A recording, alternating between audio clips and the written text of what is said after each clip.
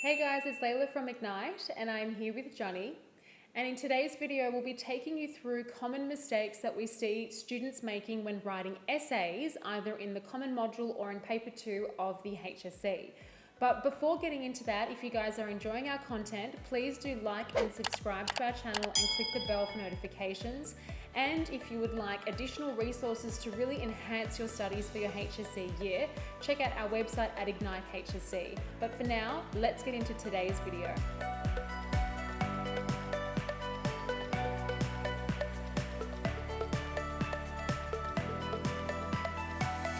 Okay, so first common mistake that we are seeing with essays is that when a student is in an exam and they're given a new question, an unseen question, most often, unless you successfully predicted the question, but never rely on that. As soon as you see the new essay question, you've got to identify the key terms. It sounds so obvious, but there will be 1, 2, maximum 3 terms, and by term I mean a single word or a phrase, that are really the essence of the question. They're the terms that you need to unpack and explore all throughout. Yeah. If you haven't identified all of those and kind of isolated them in your mind and thought about how they connect with one another, and more importantly, how they could relate to the text you have studied, or should I say the draft on the text you have studied, you'll have a draft essay hopefully, and you'll be making those connections with those key terms and thinking about how you can expand on them in a way that is relevant to what you want to focus on in your essay.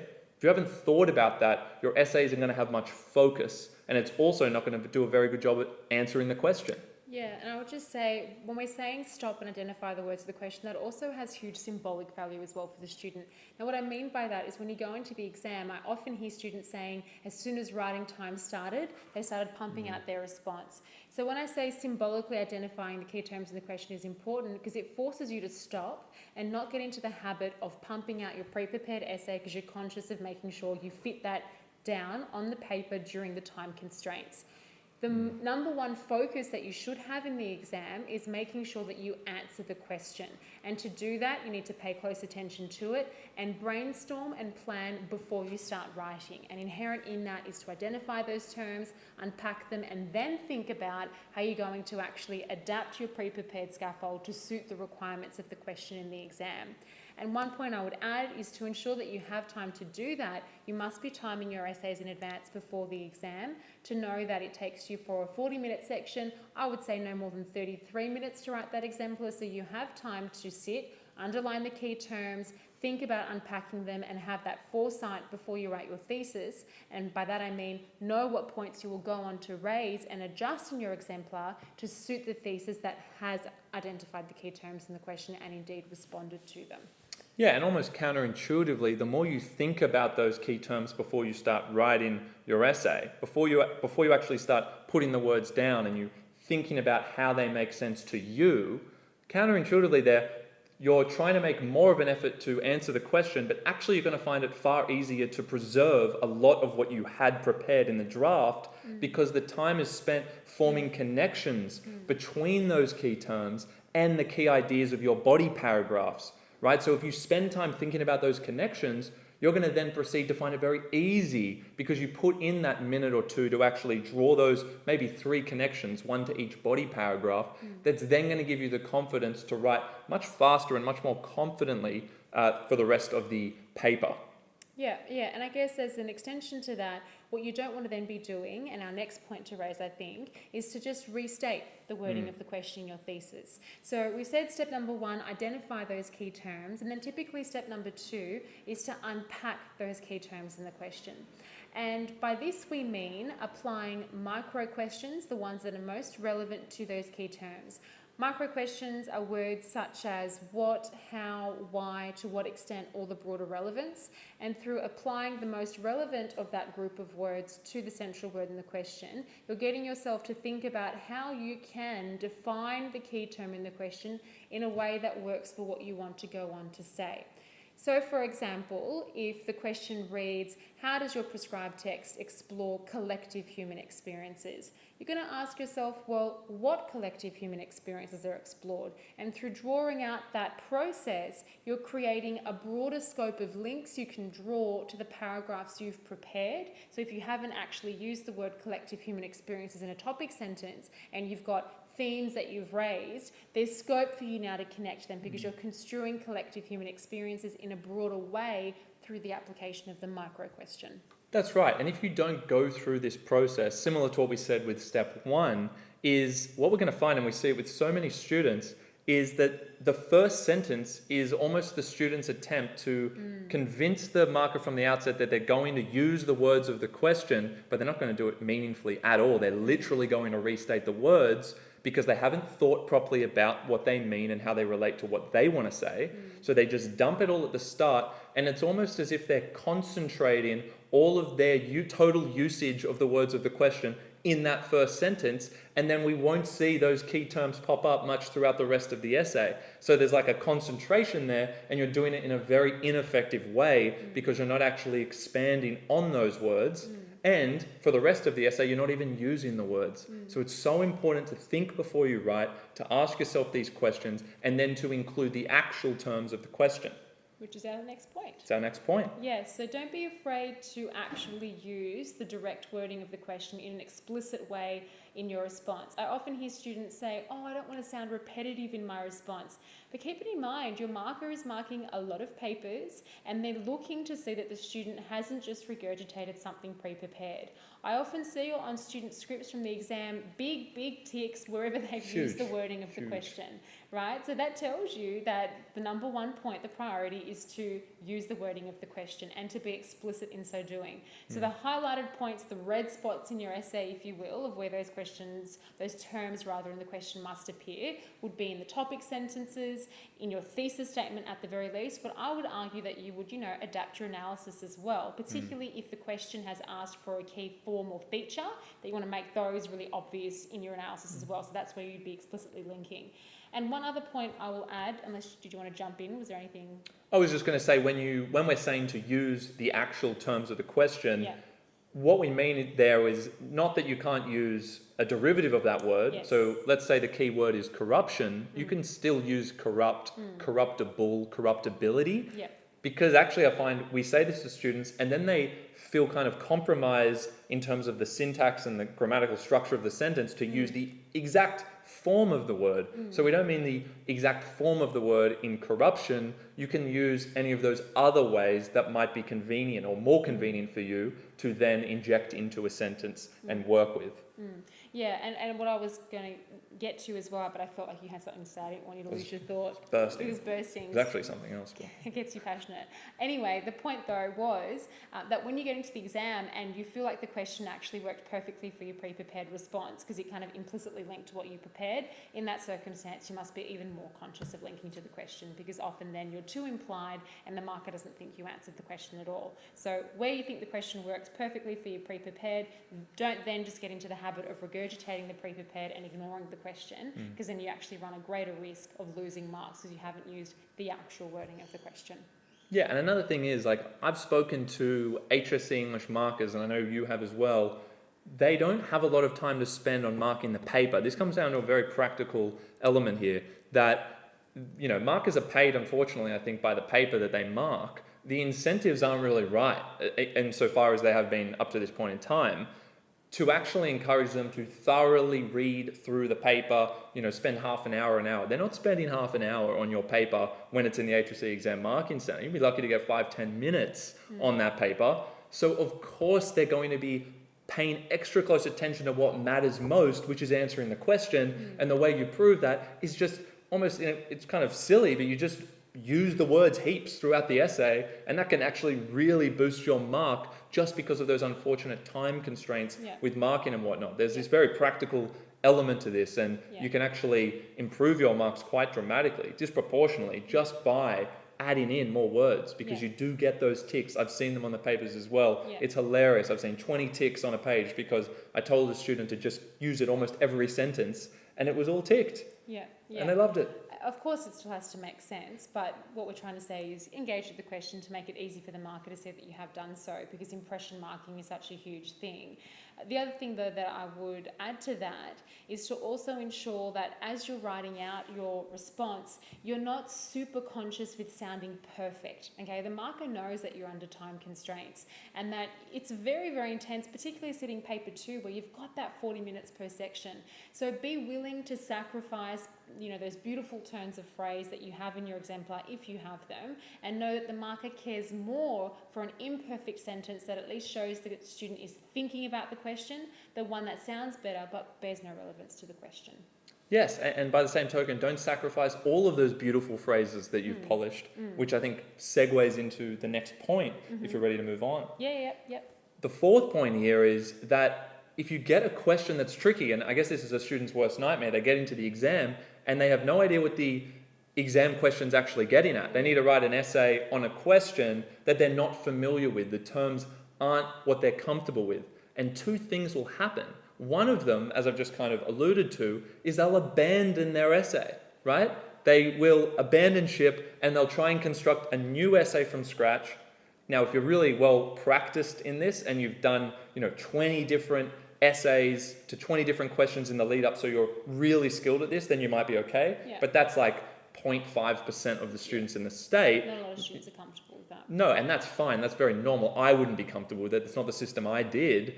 But what I wouldn't do is I would never throw away everything I had just because it's a hard question. It means you have to spend more time doing that unpacking process of the question and then finding any relevant links that you can. Now, you might say, I can't find any links. But my advice would be to broaden your mind, broaden the way you're interpreting words of the question.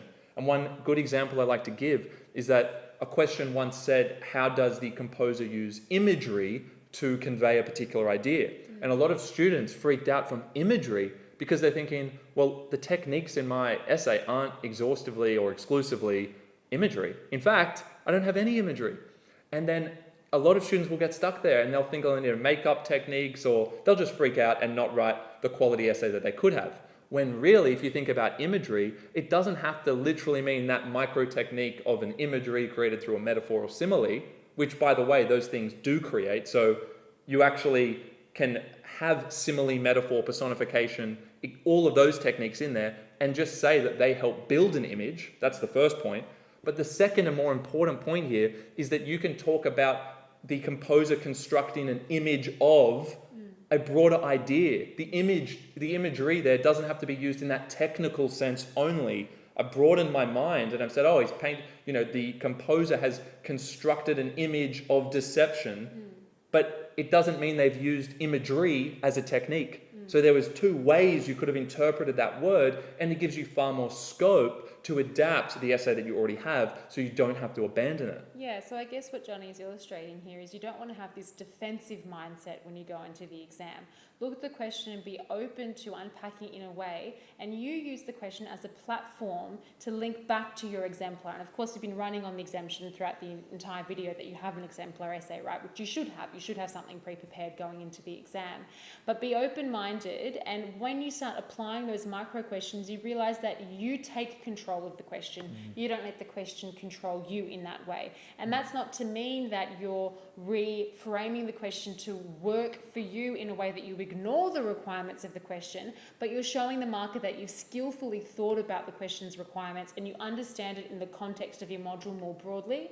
And if your exemplar is getting to the heart of the module requirements, then it will certainly suit whatever question you were given. You just need to know how to unpack it in the right way. So never abandon ship. Always use your exemplar to make it work, but it will only work if you do not apply the defensive lens to the question. You must be open to adaptation. Yeah, well said. And I think we just touched on there the careful balance that needs to be achieved by you. And it's not that hard to achieve, but it's that we want you to use the words of the question, even if they're daunting words that you might not initially understand or think you understand. But you want to use those words in a clever way and in a convenient way for what you want to talk about and what you did already want to talk about. So, and that's what Layla means by the questions kind of serving you, right? You're not going to disregard it, but you can at least use those words, which are often very broad and often have more than one meaning, like everything in English, right?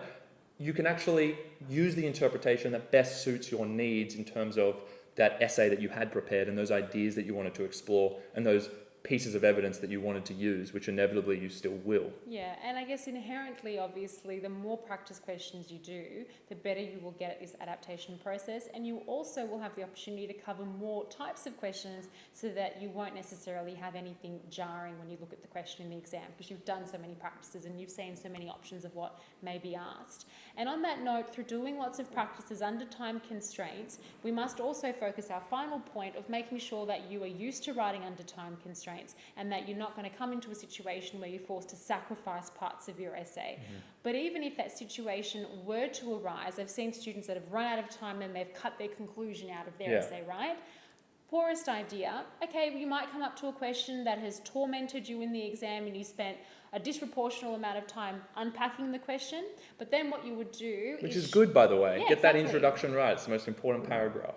Of course, right, when we spoke about the impression marking and how the marker wants to see the actual wording of the question and so on.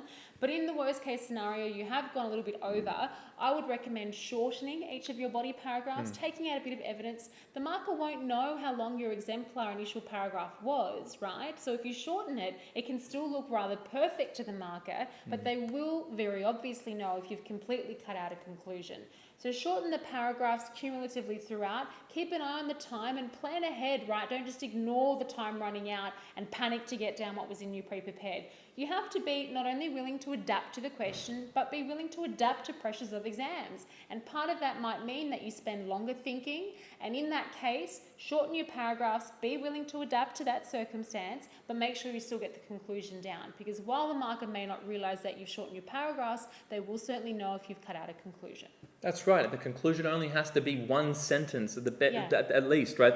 One sentence, maybe two, but that's enough. I never did a conclusion that was longer than 2 sentences. Max, yeah. The bulk of your essay and the most important parts is that intro showing you understand the concepts, and then of course the body paragraphs which have all of the evidence. So 1 or 2 sentences, and as a backup, you can be confident with just one sentence that is comprehensive enough and again uses those actual words. That's sufficient. Be confident with that strategy as a worst case. But just to touch on one thing that you said, with the body paragraphs and cutting evidence, what I sometimes tell students to do is I would leave the first body as is, because there's a good chance the marker will read that full first body, and then have a 1 or 2 sentences in the second and third body, assuming you have 3 body paragraphs, or if 4, apply this to 2, 3, and 4. Have 1 or 2 sentences in each of those that you can drop that won't compromise the flow of the structure. So you can actually prepare in advance for worst case scenarios, and obviously that's the way you're going to come out of a worst case scenario on top. So I would leave the first body and then have 1 or 2 bits of evidence in the second and third body paragraphs that you can remove if necessary. And if you're just running out of time and you've got a couple minutes left and you're down to your last body paragraph, obviously just drop the link sentence and maybe the last piece of evidence and get that solid conclusion in. You could still walk away with close to or actually full marks. Yeah, a couple of points that I would add to that. So the first point is the entirety of your essay, from the introduction to the body paragraphs, has had the point and the purpose of answering the question. So if you're feeling inclined to write a long conclusion, that may actually indicate that you haven't done the job that you were supposed to do in your body paragraphs. You've already proved your point by then, so the conclusion is just briefly reiterating those points. Secondly, in your draft, you really should be aware of the parts of that draft that can be culled, as Johnny said, so that it can still make sense and adapt to the time restraint. So look at your drafts and know, okay, these sentences are the really important ones, and these secondary ones, whilst they're nice and they enhance the sophistication of my response, they could certainly be removed. And by doing those 2 things, keeping in mind that you've done the justifying before the conclusion and that you can look at your prepared piece and know which parts can be cut, through being aware of those 2 things, you're preparing yourself for the time restraints of the exam. Exactly. It's funny how preparation is the underlying theme in everything we're saying here, isn't it? Preparation. Actually just taking 5 minutes to think about what you could dispense with as a piece of evidence in the worst case.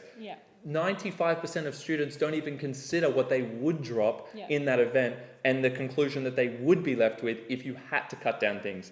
Just turning your mind to it, practicing it once for each essay, is going to make a whole world of difference if you're caught in that scenario. Yeah, and I guess an overarching theme in the video and a last point to maybe consider is the importance of the introduction in the first paragraph, right? The impression that you can convey there. So it's much more important to be, I guess, top heavy in the essay in the sense that you want to make sure the marker is so convinced that you've addressed the question in the thesis and in the topic sentences, but also in the analysis that you raise in paragraph 1. And if the marker has read those two parts and they can see that the student is very well set on answering the question, they might not even read your conclusion. So have the sentence there. Let's not speak for them, but... Let's not speak for them, but the point is that it is top heavy, have all the links there, and don't be concerned about getting down to the conclusion, making sure it's fleshed out with lots of sentences.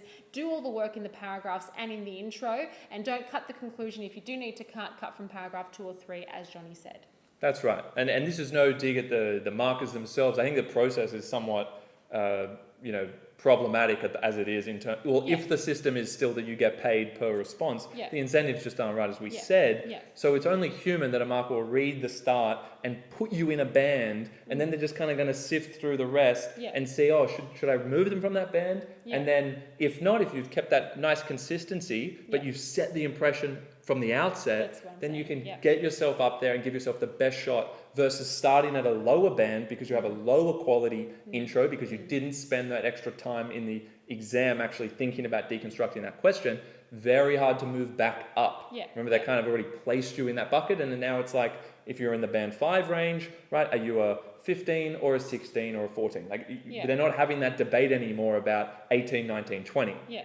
So obviously prioritize the clear links in the earlier parts of your essay. Don't be afraid to use the actual wording of the question. Be prepared for the time constraints of the exam. Never cut the conclusion. Have a completed essay, but know where to cut in advance before the exam if the time constraints are worse than you anticipated. And if you're doing all of that, and if you're emphasizing the preparation prior to the exam and writing lots of practice responses, you're setting yourself up for a really good performance in that exam.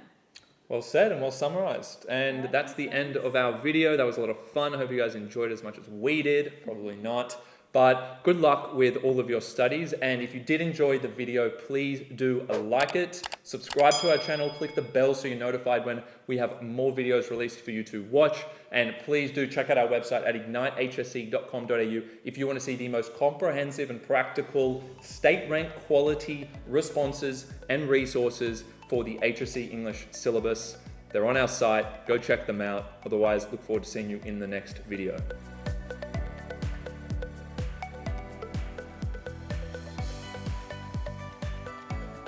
Hey guys, thank you so much for watching. If you do like the content, subscribe to our channel and we'll have more videos coming your way. That's right, guys. Thanks for watching. And please make sure you check out our online resource database. We've had a team of state rank achievers and heads of English put these together for you, covering everything from essay structures and examples all the way through to craft of writing and comprehension skills. So check them out at ignitehsc.com.au, and we look forward to seeing you in the next video.